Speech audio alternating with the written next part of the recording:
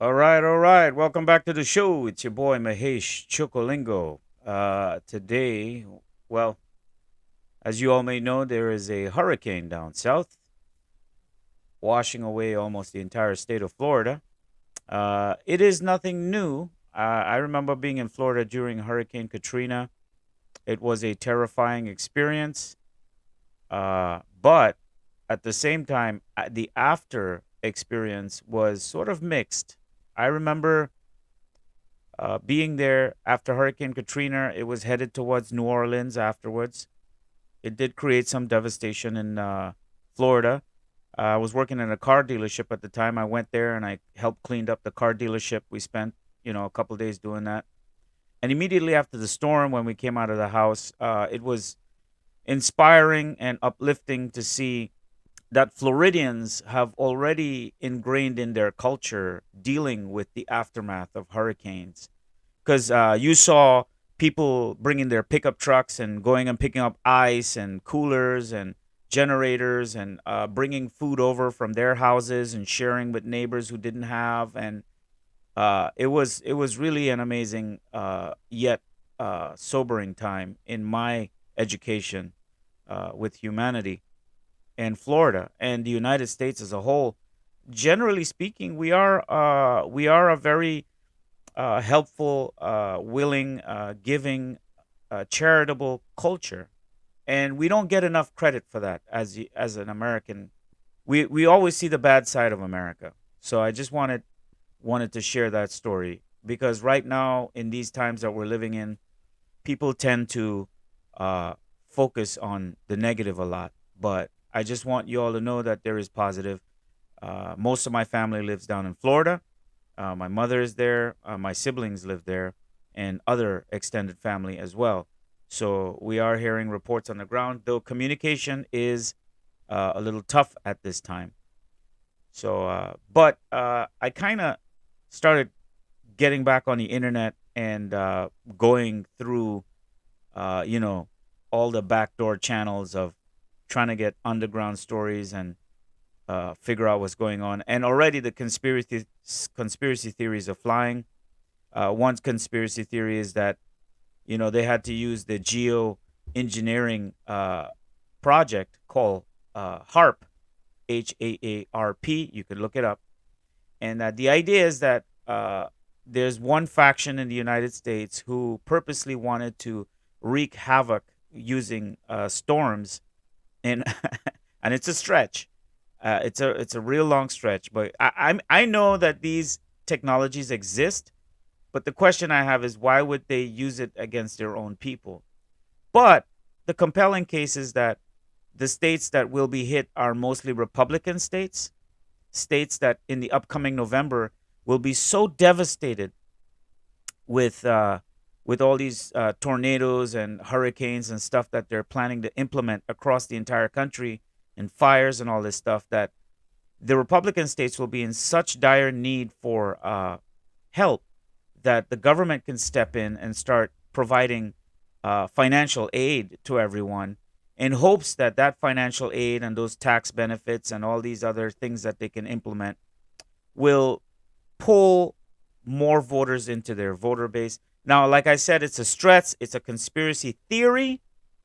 It could all be bullshit, but then again, I always keep that little part of my brain that keeps a 1% chance that maybe there's something to this story.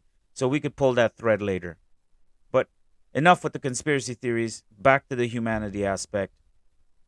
I think the main focus should be for government and citizens is, how can we help? And if any of you have suggestions how we can all help without actually physically going there, or maybe through family members that we have there, figure out a way to help. Moving forward, I'm going to go play a clip about the state of the country, and I want you to look at this clip with Ron DeSantis, and I want you to see how things are so political in this country right now and so divisive that even a hurricane is seen as an opportunity to attack, right? Listen to this reporter real quick as he talks to Ron DeSantis. Yes. FEMA Administrator Chris Wells said today that she acknowledged concerns that Florida, as was said, lacks response to the storm so far, and that there's Whoa, some whoa, folks whoa, that are whoa. living Give me there. a break. That is nonsense. Stop politicizing, okay? Stop it. We declared a state of emergency when this thing wasn't even formed. We've had people in here, you've had counties doing, they've done a lot of hard work. And honestly, you're trying to attack me, I get, but like you're attacking these other people who've worked very hard. And so that's just totally false. I don't think we've ever, certainly since I've been governor, declared a state of emergency this early. We made sure that we were very inclusive with it. We said that there was a lot of uncertainty, and we've worked to make sure the preparations that have been done and all the stuff. You talk to the people at the counties when they've needed something, stuff gets there very quickly because of what Kevin and his team have done. Uh, all right. So there you have it, folks. There's a huge disaster going on, and they saw an opportunity to take a jab. Now, they all do this. Doesn't matter what side you're on. They all do this. It's at that stage now where it doesn't matter what side of the political spectrum you're on, but everybody sees an opportunity to take a dig at somebody else. They're gonna do it. That's the world we're living in now. So, anyway, let's. I'm gonna play the next clip of the devastation that has ravaged Florida. Like I said, I haven't heard back from any one down there yet. I have been sending my WhatsApp messages. So far, nothing. Oh, I just got a message. It says, "Good morning, son. Have a blessed Saturday." Mainly parts of the West Coast. But anyway, that's the story. So far, news on the ground in the Fort Lauderdale slash Southeast Florida area, they seem to be fine. And she said mostly the west coast of Florida has been affected. Ian made landfall in southwest Florida yesterday at near Category 5 strength. The devastation so widespread on the west coast with communities flooded, homes destroyed, and more than 2 million people without power. The death toll also expected to rise and could be in the hundreds. And we're getting our first look at the damage from above, and it is extensive. Sky 10 flying over southwest Florida earlier today. The chopper capturing the bridge from the mainland to Sanibel Island, taken out by Ian. We're also seeing homes and boats destroyed in that storm. We do have crews spread out all across the state today for you. And we'll start with Local 10's Andrew Perez, who's live in Naples. Andrew? So I want to be very clear, just like you mentioned, the focus today is on search and rescue. But now that these water levels have dropped dramatically here on the West Coast, people are starting to come out. They're starting to take a look at some of the damage, at some of the cars, at some of the boats, many of them that have literally floated away, pretty far away too. You've got 4 pontoon boats that ended up here at the center median. We're told they came from a business that is not very close to this area. Up and down the West Coast, just an extreme situation. Ian making history as one of the most powerful hurricanes to ever make landfall in Florida, decimating parts of the state. This storm is having broad impacts across the state, and some of the flooding you're going to see in areas hundreds of miles from where this made landfall are going to set records. 2.5 million Floridians told to evacuate, but some who chose to stay had to be rescued by first responders. High water levels prompting drastic rescue calls in Lee County. Caller reporting a sinking. Well, you can go on YouTube and find video after video after video of all of this reporting. My main focus, I guess, I wanted to talk about is that a lot of us may have family down there and may be concerned. Keep in touch, do the best you can, give in whatever way you can. And there's a lot of good and bad that's going to come out of this. The bad is a lot of lives were lost. A lot of people's economic situations are going to get worse. But there's also opportunity for economic recovery. Every time in America, because we have a capitalistic system, there are businesses that crop up that people can go make money in with insurance adjusting and buying flood damaged vehicles and reselling after you refurbish them. There's a bunch of other things that are going to creep up. Real estate prices might be affected, so that's something to consider. And just overall, the good nature of people, for the most part, will come out. You need to understand something. Whenever events like this happen, the comforts that you may be accustomed to go away. There's no comforts. You're either crapping in a hole outside in the backyard somewhere, or cooking your food just like the old days on a fire pit or a grill, and coming up with creative ways to survive uh, as best as you can. People go hunting for food in all the places that have been flood damaged and trying to gather.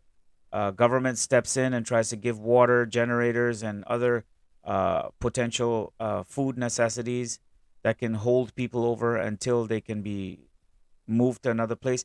But I want you all to understand, bringing immigrants here at this point in time in human history in the United States, when our country is in economic collapse and in dire straits with disasters everywhere. I understand that there's a need for fresh meat all the time. That's great. But at the same time, we now have all these people who are going to be displaced, who are going to become refugees on American soil. And now we got to consider what kind of a tax burden that's going to be, that we have to deal with more people crossing the border every day coming in, and they're going to be needing our services. They're going to be needing to go to our hospitals, our clinics, uh, uh, and get food stamps and all these things to get themselves, situated so that they can start. That puts a burden on a system. I'm not against helping people. I'm an immigrant son. I come from a family of immigrants, and that's in my blood. People tend to mix up situations, right? It's all good, but when you see situations like this, and you know the economic impact it's going to have on the entire country, understand that when something happens in any state, it affects the whole country, economically, emotionally, spiritually, mentally. It's a big deal, folks. So we're a nation in decline, struggling to keep up and keep ourselves together. We're not really in a position to help at this moment, but um, who am I to say? That's just my perspective. I mean, everybody may think differently. That we need to stay spiritually focused and do the best we can to help our community, help our neighbors, and give back in whatever way we can, and to set an example so that other human beings may know that they don't have to succumb to the pressures of economic hardship. So let's do the best we can. Let's get out there, and thanks for watching, guys. And like I said, let's pray for America. Let's meditate. Let's do what we can, and let's help in whatever way we can. Take care. God bless.